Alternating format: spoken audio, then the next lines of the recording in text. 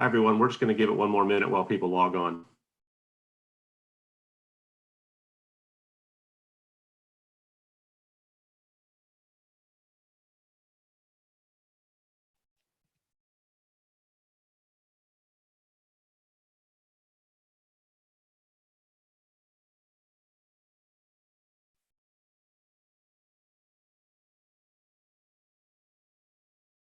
Hi, everyone. We're just going to give it a minute to let some people log on. Thanks.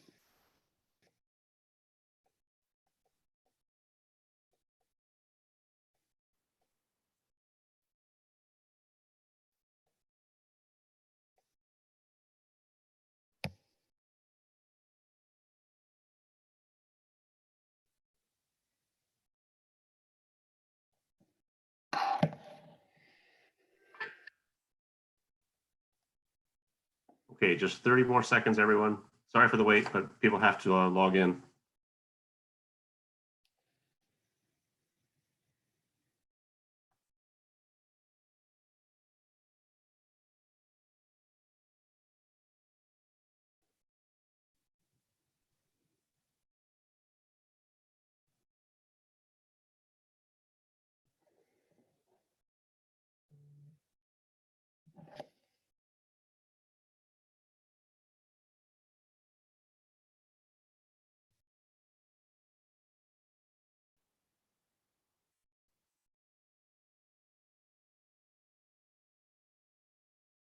Okay, why don't we get started? I think a few will probably join, but some are there now.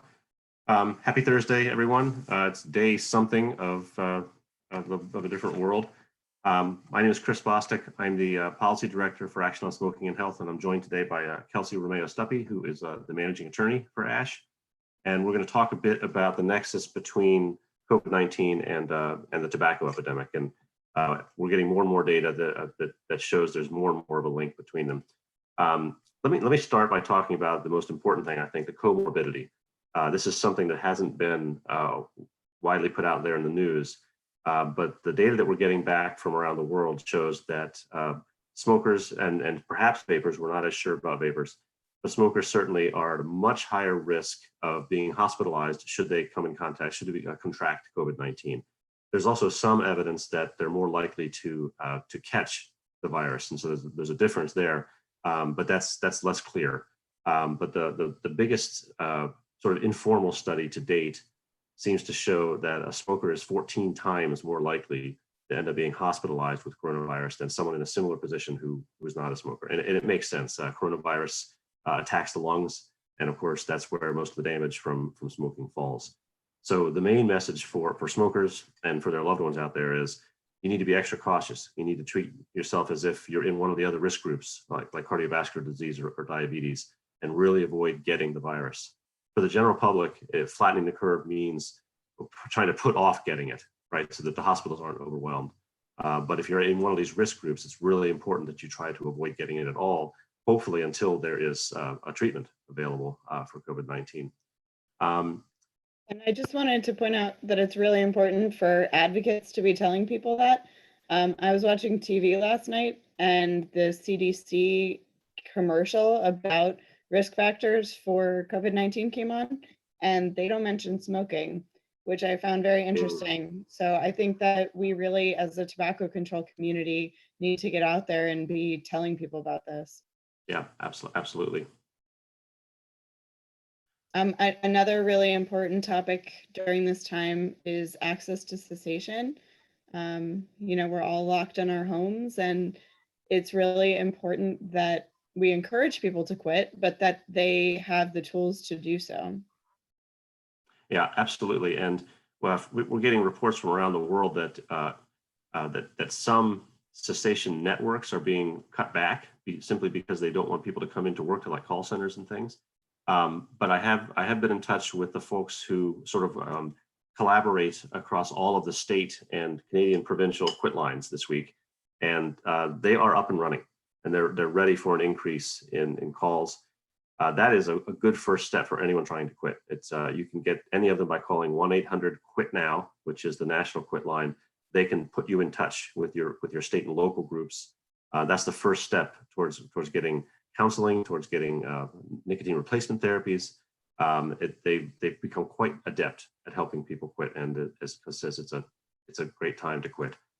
One of those reasons to quit, I think, is that you are stuck at home, and if you're a smoker who would never think of smoking in front of their kids, you might be in a different situation now because you can't actually walk out of the house. So it's a great time to quit for them as well. And Kelsey, I know we've had some calls about multi-unit housing. A great guidance yet, but maybe you could talk a bit about that issue as we're all stuck in our homes. Yeah, so as much as possible, we're encouraging smokers to smoke outside, particularly multi-use housing, multi-unit housing, excuse me, and just to be really conscious of where you're smoking. I used to live in a townhome, and my next door neighbor was a smoker, and she would smoke right in front of my dryer vent, which meant that the smoke was coming into my dryer all the time. And it's so difficult right now for anybody to get a little space outside. It's really important, obviously, but to just try your best not to smoke near people or near doors or near windows to try to cut down that secondhand smoke exposure, particularly if you're in multi-unit housing where other people are not smokers and should not be exposed to secondhand smoke. Right, and there's a new reason that we've never thought of before, not to expose others to the smoke and the vapor. In this case, I think they're equal, and the virus is in there. That when the exhaled smoke or vapor is coming from your lungs, and if you have the virus, even if you're not symptomatic, you might be able to infect someone else. So really avoid having other people inhale your smoke, for sure. One thing that's popped up around the world as governments have tried to clamp down on coronavirus and keep people from getting close together and avoiding big groups, is as they close businesses, they have to make the decision of what is essential, because obviously they can't close everything. We got to have food, we got to have access to medicine. There's things like maintenance and repair that can't be put off. So there's a lot of people still working out there, and most governments haven't thought about tobacco, but amongst the ones that have, there's been a wide variety of responses, from declaring it to be essential, like in France, to banning all the sales, like in South Africa, or sort of a weird hybrid approach. Russia has stopped the production of cigarettes, but are still allowing the sale. And so tobacco companies are scrambling to bring cigarettes in from other countries.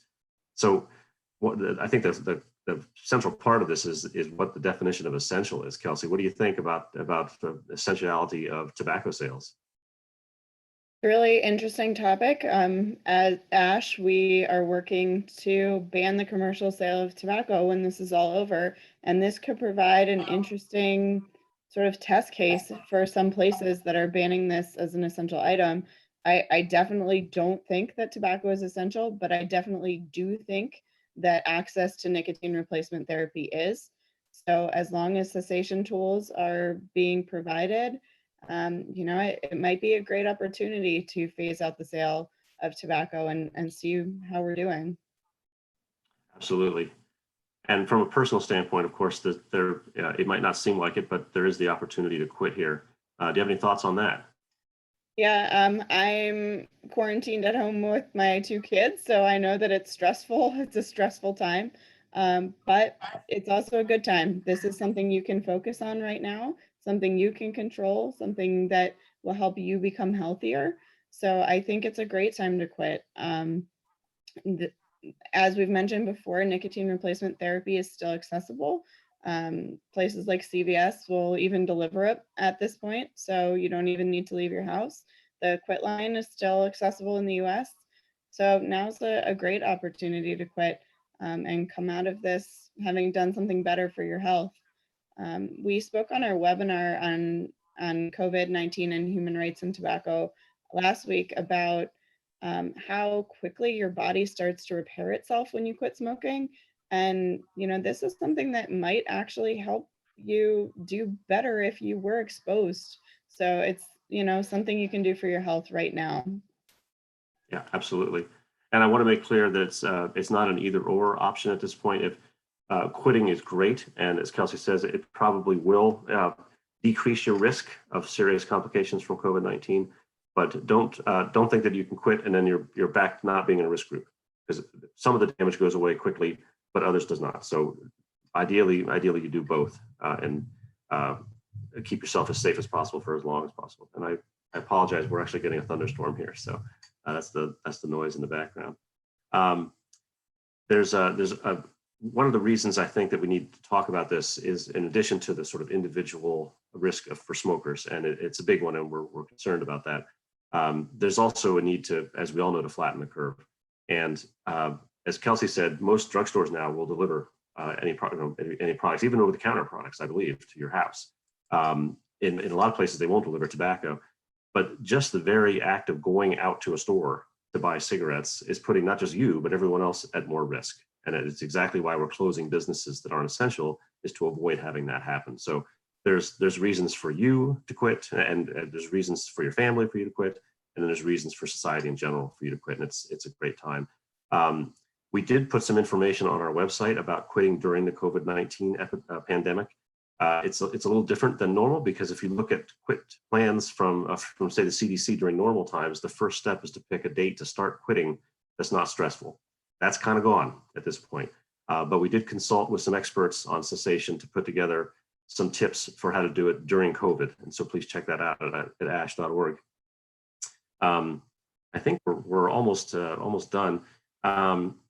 There's also a page on ash.org on COVID-19, and that includes a way to go and view the webinar that we did last week, which is much more in depth on the nexus between human rights, COVID-19, and the tobacco epidemic. And I just want to say, everybody stay safe out there. It's best for society if you can stay home, do so. Kelsey, you want any last word? Nope. Thanks for joining us today, and stay healthy, everybody. Cheers.